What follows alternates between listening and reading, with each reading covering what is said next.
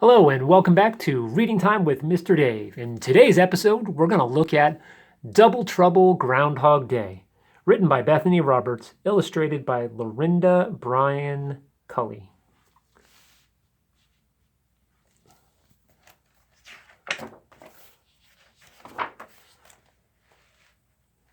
One fall evening on Weathervane Mountain, the Groundhog family gathered in their burrow.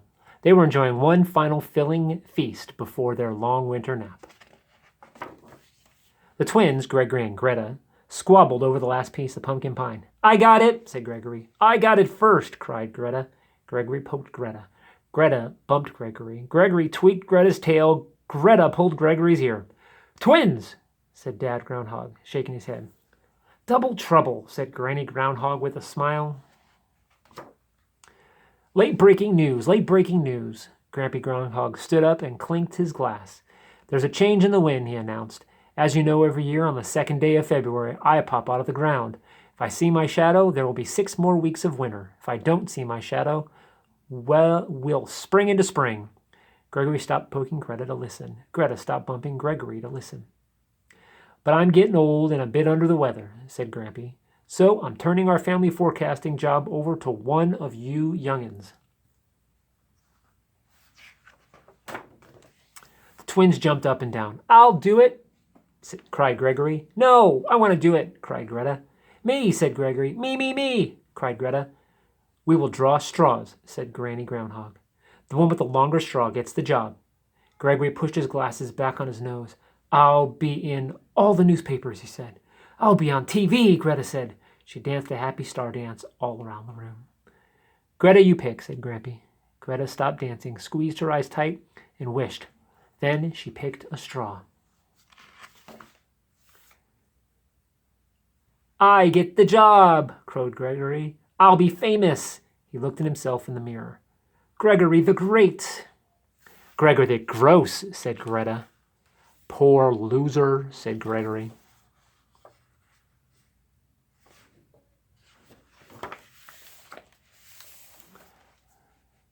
Greta stuck out her tongue. Gregory chased Greta with a pillow. "Twins," said Mom Groundhog, shaking her head.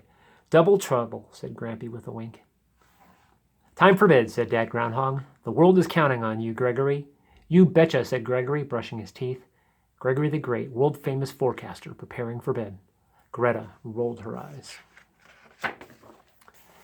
Gregory set his alarm clock for February 2nd. Soon everyone was sound asleep except Gregory. "Let's see," he thought. "If I see my shadow, I say spring will come soon. No, that's not it. If I don't see my shadow, I say it will be winter for 6 more weeks. No, that's if I see my shadow." Gregory drifted off to sleep. In his dreams, weather maps swirled, umbrellas had teeth, and giant mittens chased him. Still sleeping, Gregory slowly got out of bed, popped out of the hole, stood on a stump, and waved his eyeglasses. 6 more shadows," he shouted. "Winter is springing soon." Then he crawled back under his warm quilt and fell into a deep sleep for the rest of the winter.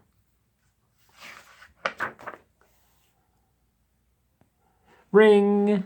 The alarm clock rang. Greta woke up. It was February 2nd, but Gregory was still sound asleep. "Gregory, wake up!" cried Greta. "You have to forecast the weather." Gregory moaned. "I'm so tired." Greta danced a wake-up dance around the room. Gregory plopped his pillow over his head. Gregory tickled him. Gregory pulled the covers over his head. Greta blew a trumpet. "Troot, troot, troot." Gregory mumbled. "If you don't get up," said Greta, "how will farmers know when to plant crops? How will fathers know if they need fishing rods or fireplace logs? How will mothers know if they should pack picnics or bake bread? And how will children know if they need umbrellas and kites or sleds and mittens?" "Umbrellas with teeth," Gregory mumbled. "Giant mittens." "Umbrellas don't have teeth and mittens are small," said Greta. "You must have had a bad dream. Are you getting stage fright?" "I'm a little nervous," admitted Gregory from under the covers. Gregory rolled over and opened one eye. Then he opened the other eye. Everything was blurry. "Where are my glasses?" he asked. "Where did you put them?" asked Greta. "I don't know. All I can remember is something about shadows," said Gregory. They looked under the quilt. They looked inside the dresser. They looked in his slippers. They looked everywhere. But Gregory's glasses could not be found. This gets worse and worse, moaned Gregory. How can I see my shadow if I can't see my own paw in front of my face? I'll help you, said Greta. Hurry, the world is waiting. Greta grabbed Gregory, and together they scrambled out of the hole. Lights flashed, cameras whirred, reporters scribbled. Am I seeing double? Asked Mayor Marva Moose. Hey, there are 2 groundhogs, cried the TV crew. So what's your prediction? Asked reporter Jack Rabbit. Tell us, shouted the crowd. There's no shadow, Greta whispered into Gregory's ear. Gregory's knees shook. He took a deep breath. There's no shadow, he squeaked. Spring will come soon, added Greta. Spring hooray, shouted the reporter. Spring hooray, shouted the crowd. And here are your glasses, right on this stump. You must have been sleepwalking, said Greta. Everyone waved groundhog's banners. They held groundhog balloons. The band began to play the groundhog stomp, and everyone danced and sang. Later that day, the twins went to the newsstand. The Groundhog Gazette headlines read, No trouble, and that's double. But I'd have been in trouble without your help, said Gregory. We make a great team. You betcha, said Greta, hugging him. Gregory waved the newspaper. I'll show this to Grampie, he said. No, I will, cried Greta. Greta tweaked Gregory's tail. Gregory pulled Greta's ear. Greta chased Gregory down the hill,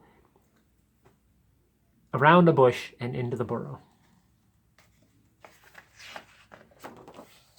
By thunder, said Grampie, squinting at the paper.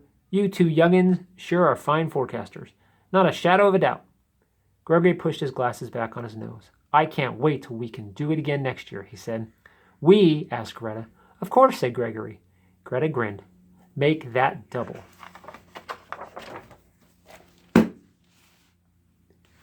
Double Trouble, Groundhog Day.